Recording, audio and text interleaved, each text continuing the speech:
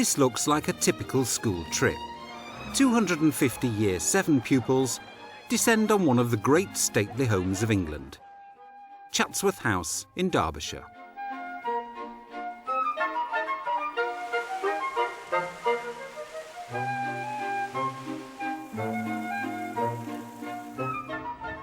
But it isn't just a day out. It's the culmination of a radical experiment, one which sees traditional subject divisions abandoned, the end of the 1-hour lesson, and teachers working in a completely different way.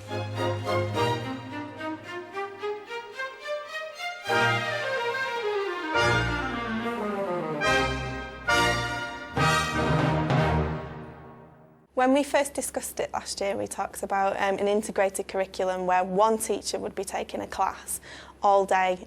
It was first produced as all day, every day, and that we would teach every subject. And myself, I was a bit sort of flabbergasted by that because I'm a music teacher and I'm a musician.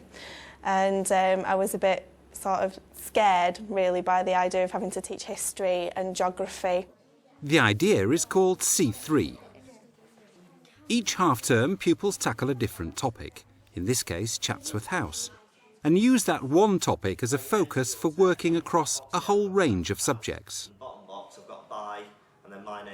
That covers all of the arts: dance, drama, music and visual arts, history, geography and RE, food technology and resistant materials. As part of the project, pupils are tasked with making a promotional video about Chatsworth.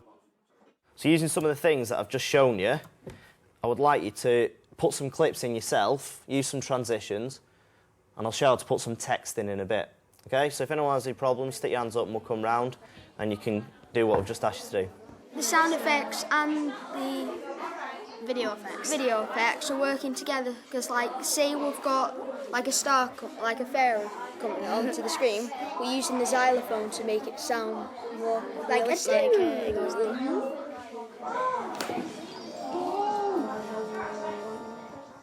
They're asked to design a board game based on life in the 17th century. So our learning objective, can someone read the learning objective for me, please, Dominic? Explore the hardships of the 16th century poverty by playing fellow students' games. Fantastic, well done. The first task for today is play your own game and check that it works. When you pick a card, this one says you murdered a sheep, so you have to go to jail. So then you'll go to jail and then you'll miss a term or something. We based it around the cholera outbreak in the 16th century and 19th century. So what you've got to do, if you're the people, you've got to get to the factories and back to the house without getting caught by the cholera. And they need to write a piece of music inspired by Chatsworth. Right, now today we're going to do 3 things. By the end of the 2-hour session, you will all, working together in twos, some of you work by yourself, but you will all control the keyboards. You will also all have composed a piece of music based on one of the features that we'll see in Chatsworth next week. We're doing, like, music for the water fountain at Chatsworth House, so we're trying to put together some ideas to, like, and then record over them so they make, like, a track together to, like, go with the music. I'm doing the water sculpture because I thought it would be a good idea because the tune what I've chose, because the yellow ball inside the water sculpture, well, it opens the leaves on the outside of it, so it's like that really. But that's not all. The way in which the teaching and learning is arranged is radically different. So 40% of the children's time is in C3, and during C3 they spend time with their base group tutor, and they also have 2 2-hour subject specialist rotations in a week. So their week begins with a half-day session in their base group, where they have a base group teacher. Then in the afternoon of that whole day, they have a subject specialist rotation. Then they have another 2-hour subject specialist rotation, and then they have 2 more hours at the end of the week with their base group tutor. Why is such change necessary? I suppose in common, again, with many schools, we were concerned with what happened at Key Stage 3, the traditional dip, the disengagement of boys, the lack of challenge maybe for some gifted and talented students. And again, perhaps a recognition that the Key Stage 3 curriculum was in fact not meeting the needs of the children. The school wanted to reform its Key Stage 3 curriculum and used a major reorganisation of its buildings as a launch pad. Staff also drew on research by the Royal Society of Arts.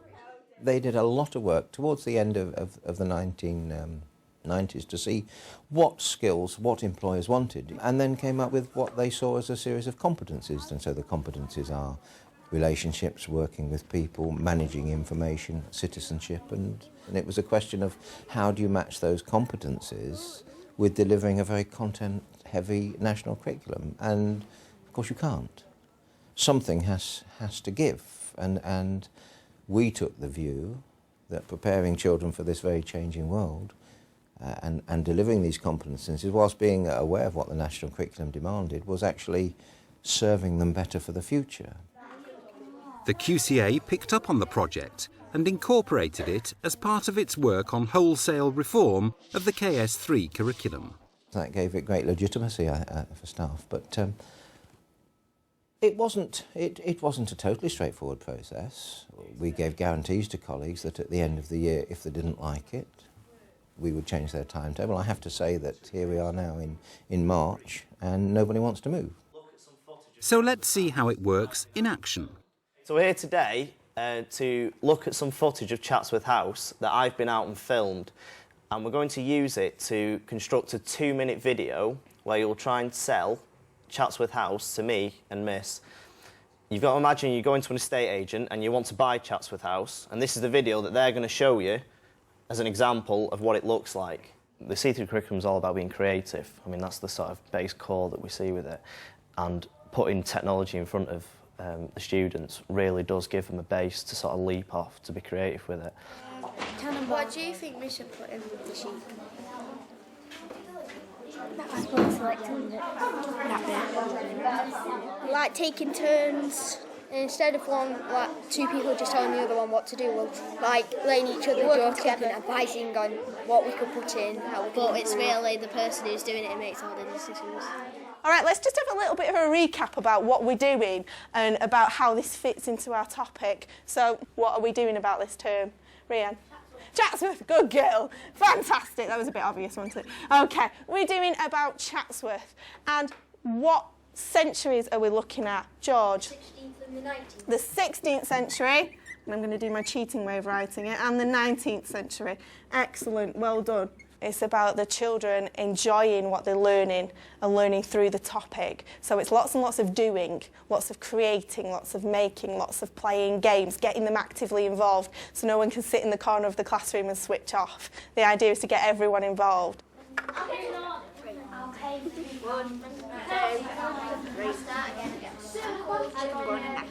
Pay bills. No, inherit 8p from parent who died or First of all, like Monopoly, we started off giving £200, but then we realised that they didn't even have that much in those days. So we had to narrow it down to 20. I think we've still got a lot to learn, but we've learned quite a bit.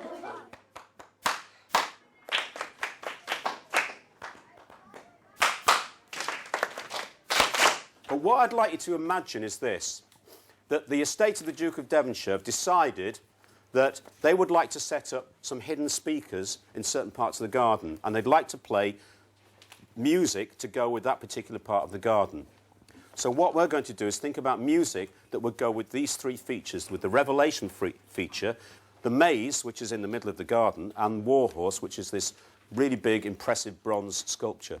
One of the really good things is the fact that, say, that music I was doing today links in completely with what the students have been doing in other areas. But the students are coming to the lesson kind of anticipating that there's going to be something to do with Chatsworth, because the danger there is they go, oh no, not Chatsworth again. But I think the way around that, and the way we discover the way around that, is to get variety and variety of approaches. So they're coming in, but you know, if it was all death by worksheet, it would kill the whole thing stone dead, and it would be not creative teaching and learning. So when they come into the lesson, there's a subconscious, if you like, connection that the students will be making. And let's have a look, please, at the one that says Revelation. Which 6 notes are we going to play? C, D, E, F sharp, G sharp and A sharp. Right, very good. Does anybody know what it means, F sharp? How do you play F sharp or G sharp or A sharp on the keyboard? They're the black keys. The black keys, right. Which direction do I go from the white key? Right or left? Right. Right, OK. 1. Yeah. After all the preparation, in digital video, in designing a board game, and in composing music, now it's time for the trip to Chatsworth. Will it all come to life? Well, the point of the visit to Chatsworth, it's a bit like you're going to go to another country, but you'd want to know something about it. And what I'm hoping is that when they get to Chatsworth and they're walking around the gardens, somehow it's going to impact on them more. You know, when they see they've been doing a composition based on the maze, and then they actually go in the maze, somehow it deepens the experience. And it'll be a lot of fun, yeah, particularly if it rains, because there's nowhere to eat your sandwiches if it rains. If it rains, we have to huddle on the coaches.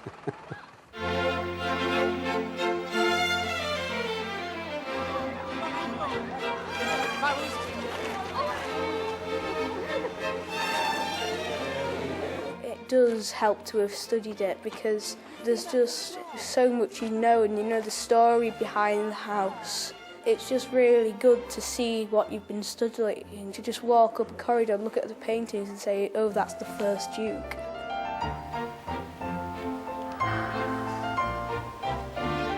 I didn't think it'd be so big.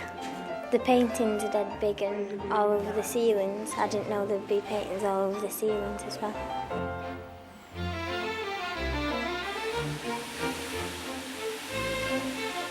I think the fountains are best because they're just like really big and I've never seen big ones.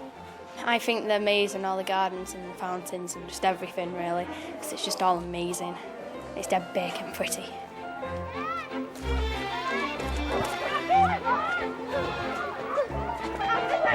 Why are they all naked? Again, it's fashionable. It was fashionable at the time. Fashionable to watch. No, the people wouldn't have been naked, but the fashion of the time was to have naked sculptures. They've been asking me intelligent questions. They've been asking me questions around the subject with the knowledge that they already have. So, yeah, I know that they've taken things in and I can answer them from what I've read, and it's been good, yeah. It's consolidated nicely.